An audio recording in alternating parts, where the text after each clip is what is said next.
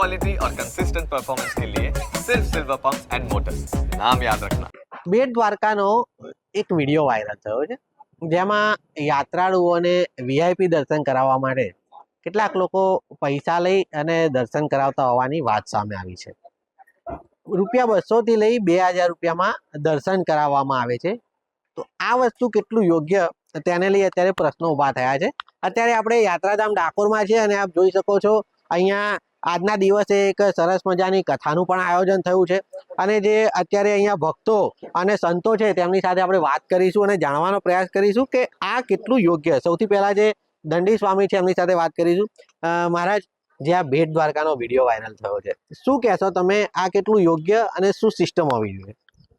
ખરેખર તો ભગવાનના દર્શન આપણે કરવા જઈએ છીએ ત્યારે પરમાત્મા પોતે પ્રેમનો ભૂખ્યો હોય છે, ભક્તિનો ભૂખ્યો હોય છે. એના માટે અમીર ગરીબ કશું હોતું નથી.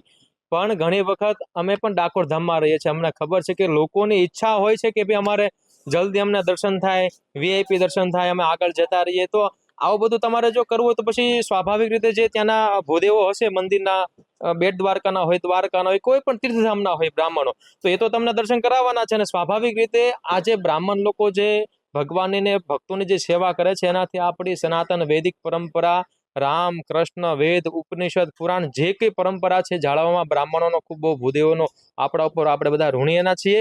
પણ જે વીઆઈપી જ્યારે કલ્ચરની વાત આવે ત્યારે ખરેખર જે લોકો દર્શન કરવા આવે છે ને, તો એ લોકોએ જ વિચારવું જોઈએ કે ભાઈ હું સત્તા સંપત્તિ પદ પ્રતિષ્ઠા મારી પાસે ગમે એટલું હોય, પણ હું ભગવાનની પાસે જ્યારે જાઉં છું ને ત્યારે એક સામાન્ય ભક્ત છું. જો એવી રીતે દર્શન કરવા જશે તો વીઆઈપી કલ્ચરનો શબ્દની કોઈ વાત રહેતી નથી. આ તો લોકોને વીઆઈપી બનવું છે ને આગળ દેખાડો કરવો છે ને આમ મોટા થઈને જવું છે, તો પછી તો સ્વાભાવિક રીતે છે તો કોઈ પણ અત્યારે તો બધે પૈસાની સિસ્ટમ તો થઈ જ ગઈ છે. તમે તિરુપતિ બાલાજી જાઓ, કોઈ પણ મોટા મોટા અમુક ધામમાં જાઓ તો ત્યાં સિસ્ટમ છે. પણ એ જે સિસ્ટમ જે કઈ રકમ આવે એનાથી બ્રાહ્મણનું ઘર પણ ચાલે, મંદિરમાં ઘણી બધી વ્યવસ્થા હોય છે, ગૌદાન પણ ચાલતું હોય, બ્રહ્મ ભોજન પણ થતું હોય છે. એટલે આ બધી જે કઈ પરંપરા છે તો એ આપણે ભક્તોએ સામે ચાલીને બધું વિચારવું જોઈએ. ખૂબ જ સરસ વાત કરી સ્વામીજી. આપણે અન્ય વ્યક્તિઓ સાથે વાત કરીશું. વડીલ, તમારું શું નામ, શું કહેશો? મારું નામ દીપકભાઈ સેવક છે. ગુજરાત પવિત્ર યાત્રાધામ વિકાસ બોર્ડમાં હું પોતે એક સભ્ય છું. જે આ વિડીયોની વાત છે, કોઈ પણ મંદિર હોય આ રીતના જે વીઆઈપી દર્શન થતા હોય, તમે શું કહેશો વિશે? એવા ભેદભાવ ન હોવા જોઈએ જોવાની દ્રષ્ટિએ જાય તો.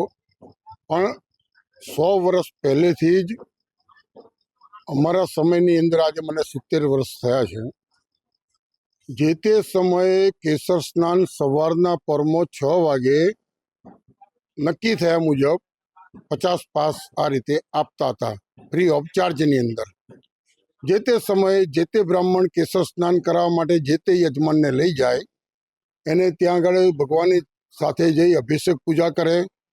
ત્યારબાદ બ્રાહ્મણને દક્ષિણાદાન નિમિત્તે જે કંઈ પણ આપવામાં આવે એ પોતે પ્રેમથી રાજી ખુશીથી સ્વીકાર કરતા હતા. એમાં કંઈ નવું નથી કોઈ પણ પ્રકારનું. પણ તું ભેદભાવ જે આમાં ડિફરન્સ ઊભો થશે એના કરતાં આ એ જે જૂની સિસ્ટમ છે એ સિસ્ટમ, જેમ કે જૂની બોટલમાં નવો દારૂ, એ જ પ્રકારે જે જૂની પદ્ધતિ હતી એ જ પદ્ધતિ જો અપનાવવામાં આવે તો ના કોઈ યાત્રાળુનું દિલ દુભાશે, ના બ્રાહ્મણની રોજીરોટી છીનવાશે, ના એવી કોઈ પણ પ્રવૃત્તિ હોય કે જેની અંદર કોઈને પણ દુઃખ થઈ શકે છે. એક સિસ્ટમ છે, કેટલાક મંદિરોમાં આપણે બહાર જઈએ અન્ય રાજ્યોમાં તો ત્યાં પૈસા આપી વીઆઈપી પાસ પણ મળતા હોય છે. તો તમે માનો છો કે ગુજરાતમાં પણ આવું ક્યાંક હોવું જોઈએ? હવે એ મંદિર જે છે અહીંયા, ગુજરાતની વાત હું બીજા મંદિરોનું ન કરી શકું. હું માત્ર ડાકોર પૂરતી વાત કરી શકું છું. ડાકોરની અંદર જે ટ્રસ્ટી મંડળ જે છે એ ડિસ્ટ્રિક્ટ કોર્ટ દ્વારા નીમવામાં આવે છે. અને ડિસ્ટ્રિક્ટ કોર્ટની કોઈ પણ પ્રકારની મંજૂરી તમે માગે સરકાર તો એને મળી શકે છે. આપણે જે વિડીયો વાયરલ થયો છે એના ઉપર જઈશું. આપણે ડાકોર મંદિરની કોઈ વાત નહીં, આપણે જનરલ બધા મંદિરની વાત કરીએ, વીઆઈપી કલ્ચરની વાત કરીએ. તો આ વીઆઈપી કલ્ચર હોવું જોઈએ કે ના હોવું જોઈએ?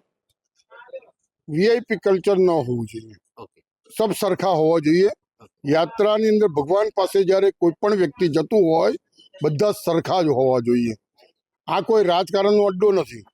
કોઈ પણ પ્રકારની પ્રવૃત્તિ માટે માત્ર ને માત્ર ધાર્મિકતાને લઈને જ ચાલવું પડે છે. કારણ કે મંદિર એક એવી વસ્તુ છે, આસ્થાની વસ્તુ છે, એમાં ધર્મને જ લઈને તમારે આગળ વધવું પડતું હોય છે. એટલે મારું એવું માનવું છે અને મારું મંતવ્ય 100% કે માત્ર ને માત્ર ધાર્મિકતાને લઈને ચાલવું જોઈએ. કોઈ પણ પ્રકારના પૈસાની વાત હોવી જોઈએ નહીં. અન્ય વ્યક્તિ સાથે આપણે વાતચીત કરીશું. શું નામ છે વડીલ તમારું? તમે શું કહેશો આ વિશે?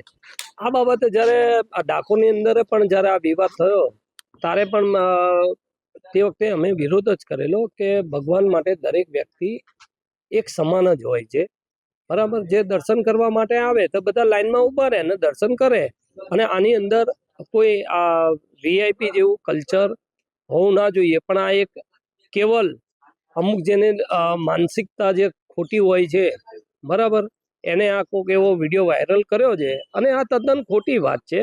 અને તમે તીર્થધામની અંદર જાઓ છો ત્યારે બ્રાહ્મણોનો તો અધિકાર છે કે દાન દક્ષિણા જો તમે કરો તો જ તમારું જે યાત્રા જે કરી હોય એ સફળ થાય છે. આ 4 ધામની લોકો યાત્રા કરીને આવે છે, અહીંયા ડાકોરમાં આવતા હોય છે અને બ્રાહ્મણોને આલતા હોય છે, બરાબર. અને એની અંદર એ કોઈ દક્ષિણા લેવું એ ખોટી વાત નથી. દ્વારકામાં તો બેટ દ્વારકાની અંદર જે થયું છે એ બેટ દ્વારકા આખી વસ્તુ અલગ છે. એની જો તમારે બધી વસ્તુ જાણવી હોય ત્યાં તીર્થ પુરોહિત છે, તીર્થ પુરોહિત દ્વારા તો એક વસ્તુ છે કે તો પછી એનું જીવન ધોરણ ચાલશે કેવી રીતના. અને જો તમને પૂરું નહીં સમજાવે, બરાબર, જે જગ્યાનું મહત્વ છે એ જગ્યાનું મહત્વ તમને નહીં સમજાવે તો તમને ખ્યાલ કેવી રીતના આવશે. અને એની અંદર એ લે છે એ ખોટું નથી. બ્રાહ્મણનો તો અધિકાર છે તીર્થની અંદર દાન દક્ષિણા લેવાનો, અને તમને સમજાઈને લે છે. તો એની પાસે તમે એ બ્રાહ્મણ તમારી પાસે 1 થી 1.5 કલાક આ બધું સમજાવવા ફરતો હોય છે, તો એને એની જીવન રોટી ચલાવવાની હોય છે. આ એક અમુક લોકોની અંદર માનસિકતા તે નકામી હોય છે ને આવો કંઈક વિડીયો વાયરલ કર્યો છે. આ બધી વાત ખોટી છે. ભગવાન તો બધા માટે એક જ છે. એટલે કે જે વાત છે વિડીયો વાયરલ કરવાની, તો કેટલાક લોકોની માનસિકતા હોય છે અને તે લોકો આ પ્રકારે ખોટો વિવાદ ઊભો કરતા હોય છે. જે પ્રમાણે સંત મહારાજશ્રીએ પણ કહ્યું કે આ ભગવાન એમના દરબારમાં બધા સરખા હોય છે, પરંતુ જ્યારે વાત આવે પૈસા આપવાની ને પૈસા લેવાની તો એ માગનાર અને આપનારની વ્યવસ્થા ઉપર આધાર રાખતું હોય છે. જો તમે પૈસા આપવા માટે તૈયાર છો તો કોઈ પણ વ્યક્તિ પૈસા લેવાનું છે, અને જ્યારે તમારે સુવિધા જોતી હોય ત્યારે પૈસા આપવા પડતા હોય છે. આવા જુદા જુદા મંતવ્યો દરેક વ્યક્તિના હોય છે. પરંતુ યાત્રાધામમાં જ્યારે આ પ્રકારના વિડીયો વાયરલ થાય ત્યારે ક્યાંક ને ક્યાંક જે ભક્તો હોય છે તેમની લાગણી પણ દુભાતી હોય છે. યોગ્ય કાર્યવાહી થવી જોઈએ કે ન થવી જોઈએ તે તો હવે ઉપરવાળા પર જ છોડીએ છીએ. યોગીન્દરજી, ન્યૂઝ કેપિટલ, ખેડા.